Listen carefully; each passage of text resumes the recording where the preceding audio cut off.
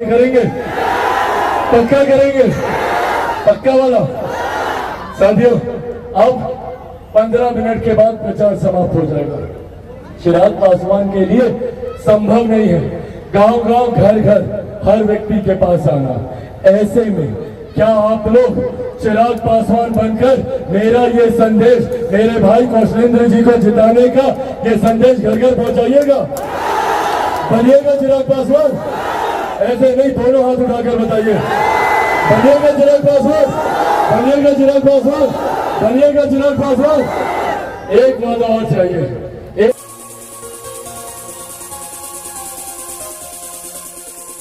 Subscribe करें हमारे channel को और बने रहें हमारे साथ।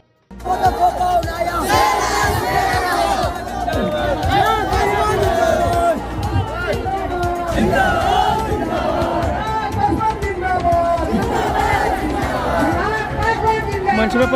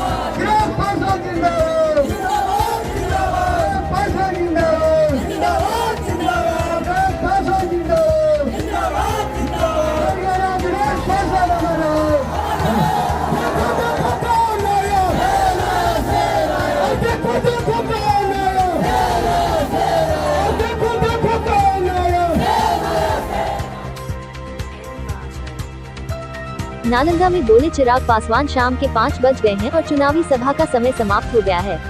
अब जितना हमारे बस में था हमने किया। अब आप लोग, हर एक लोग चिराग पासवान बनकर और जो हमने बातें रखी हैं उसे जा कर लोगों को बताएं। अब हर लोग को चिराग पासवान बना होगा। साथ ही आए हुए लोगों से इस बात पर उन्होंने हाथ भी उठवाए। नालंदा के रहुई के मैदान में चुनावी जनसभा को संबोधित करते हुए लोजपा रामविलास के राष्ट्रीय अध्यक्ष सह जमुई के सांसद चिराग पासवान ने कहा कि कांग्रेस और राजद के वही लोग हैं जो 90 के दशक में लाठी में तेल पिलाकर हम लोगों पर अत्याचार करते थे। ये वही लोग हैं जो नौकरी के बदले जमीन लिखाने का काम करते हैं। अगर कांग्रेस राजद के घटक दल की सरकार आई तो आपकी 55% जमीन अपने नाम करा लेंगे। तीसरी बार देश के प्रधानमंत्री नरेंद्र मोदी को बनाना है। उन्हीं का दिया हुआ स्कीम है कि सभी गरीब लोगों को 5 किलो अनाज प्रति महीना मुफ्त में दिया जा रहा है। इसलिए सभी लोगों का दायित्व बनता है कि इसीलिए नालंदा लोकसभा के प्रत्याशी को जीता कर नीतीश कुमार के हाथ को मजबूत करे और नरेंद्र मोदी को फिर से प्रधानमंत्री बनाए।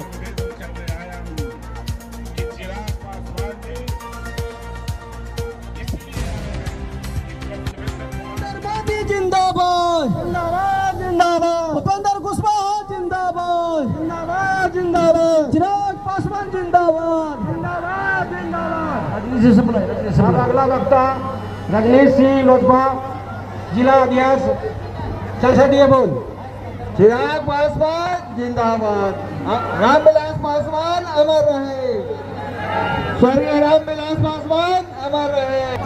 एवं दूर दूर से हर प्रखंड में आए हुए सभी जनता जनार्दन एवं नेता करने वाले हैं। मैं बस कुछ ही शब्दों में अपना भाषण समाप्त करने जा रहा हूँ। भारी मतों से विजय बनावे, यही आप लोगों से निवेदन मैं कहता हूँ।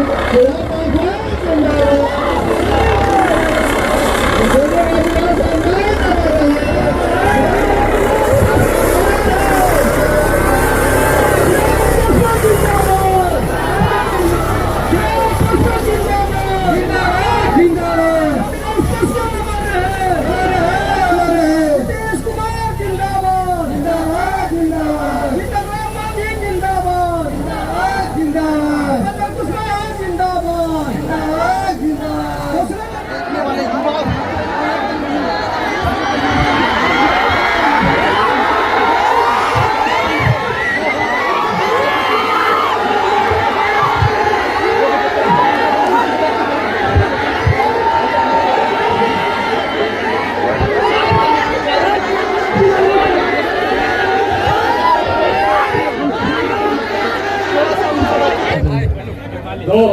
2024 लोकसभा चुनाव प्रचार का आज अंतिम दिन है। बैठ जाइए, पीछे पीछे पीछे पीछे, अंतिम दिन है।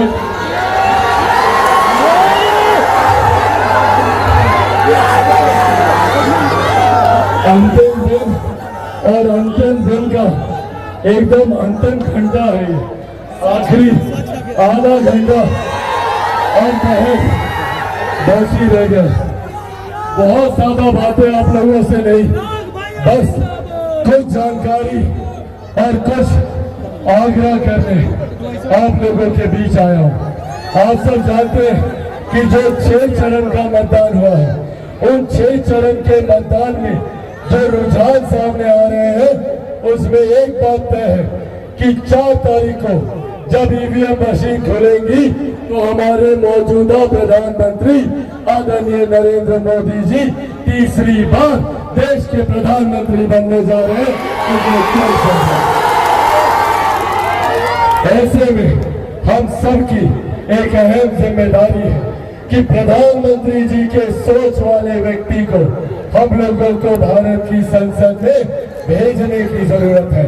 एक ऐसे व्यक्ति को जो प्रधानमंत्री जी के बगल में बैठकर आप लोगों की समस्या का समाधान कर सके, मुख्यमंत्री जी के बगल में बैठकर आप लोगों के विकास के कार्यों को गति दे सके। ऐसे में हम सब के लिए ये कोई नया चेहरा या किसी पहचान की इनको जरूरत नहीं है। कौशलेंद्र बाबू लंबे समय से इस क्षेत्र का प्रतिनिधित्व करते आ रहे हैं। एक जानकारी आप लोगों के साथ हम साझा करते हैं।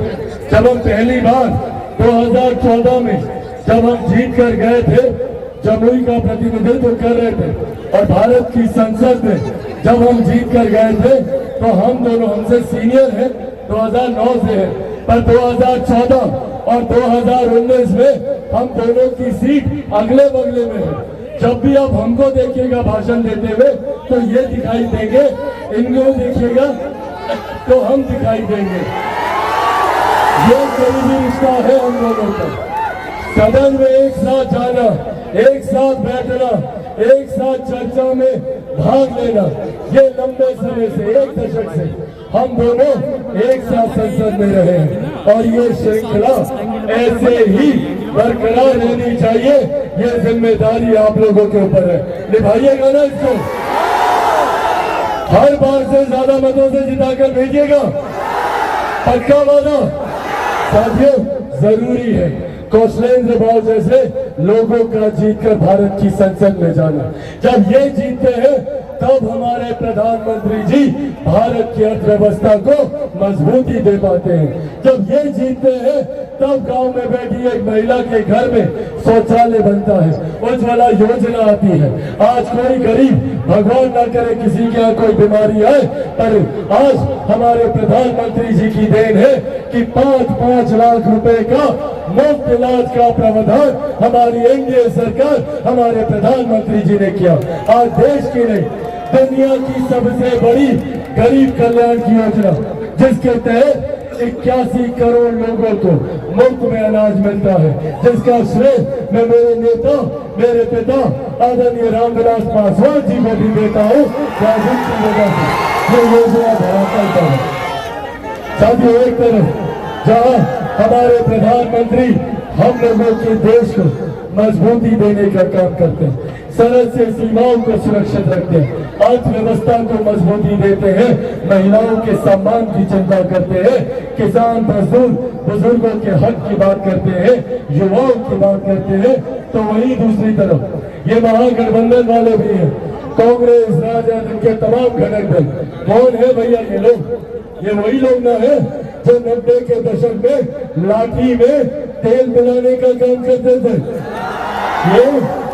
ये वही लोग हैं जो आप लोगों की नौकरी के बदले आप लोगों की जमीन हथियाने का काम करते थे, और आज पुनः ये लोग एक कानून पर काम कर रहे हैं। अगर कांग्रेस, राजद, वामदल ये लोग अगर जीता तो एक कानून बना रहे हैं विरासत पर कर, जिसके तहत आप लोगों की जमीन जायदाद संपत्ति का 55% हिस्सा 55% हिस्सा ये कांग्रेस राजद वाला अपने खाते में ले जाएगा।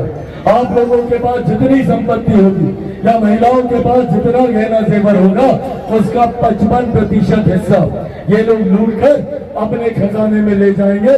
इस सोच के साथ कांग्रेस राजद इनके गठबंधन के लोग काम कर रहे हैं और ये जानकारी हम लोगों तक न आए तो झूठ बोलते हैं।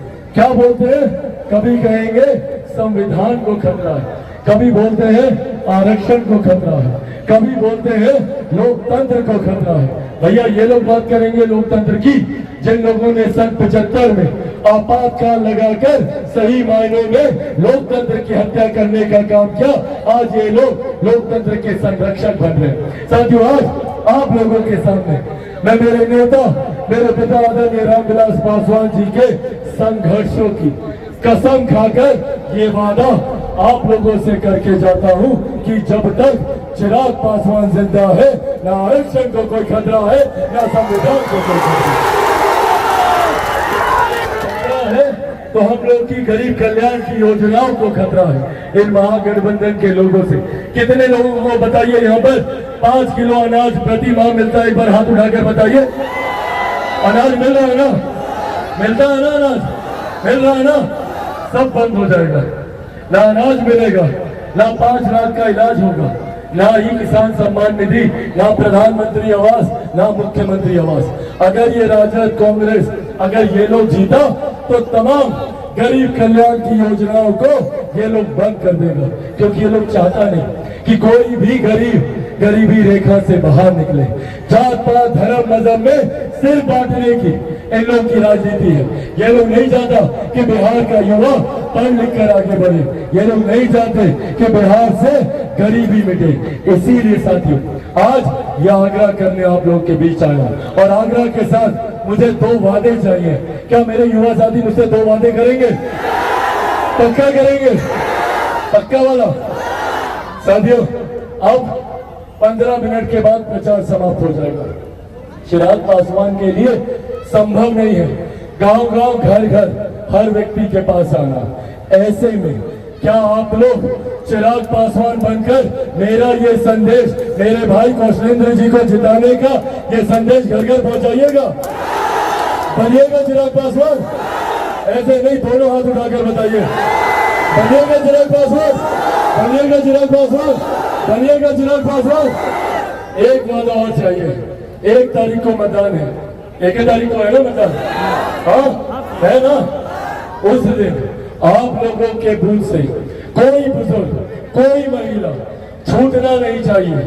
हर किसी को मतदान केंद्र लेकर जाना होगा।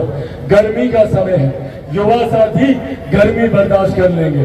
आप लोगों को हर बुजुर्ग हर महिला हर चाचा चाची दादा दादी नाना नानी यार दोस्त अड़ोस पड़ोस दोस्त रिश्तेदार सबको मतदान केंद्र लेकर जाना होगा और मतदान कराना होगा। करवाइएगा? ये कितने नंबर पर बटन दबाइएगा?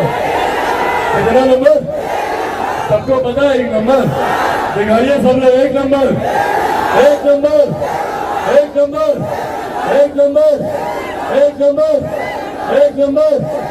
साथियों 1 नंबर के सामने जब आप तीर छाप पर बटन दबाइएगा तो ना सिर्फ मेरे भाई कौशलेंद्र कुमार जी को आप यहां से जिताकर भेजिएगा बल्कि मेरे प्रधानमंत्री आदरणीय नरेंद्र मोदी जी को भी तीसरी बार देश का प्रधानमंत्री बनाइएगा। मेरे मुख्यमंत्री नीतीश कुमार जी को भी आप लोग मजबूती देने का काम कीजिएगा।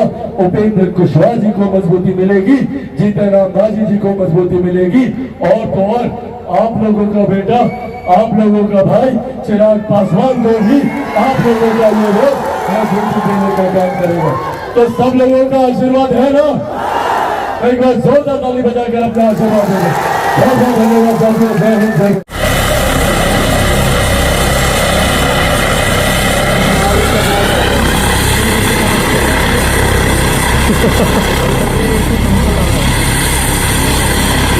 हो गया प्रेशर वही गर्म हवा का हो गया ना।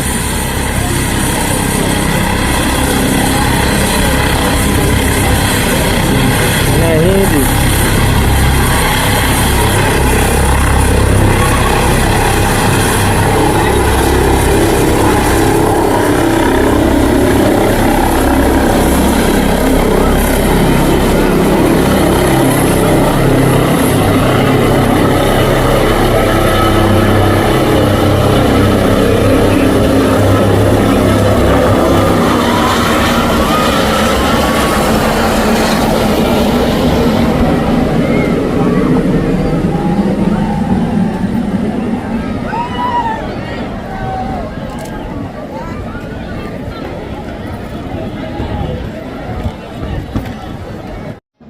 सब्सक्राइब करें हमारे चैनल को और बने रहें हमारे साथ।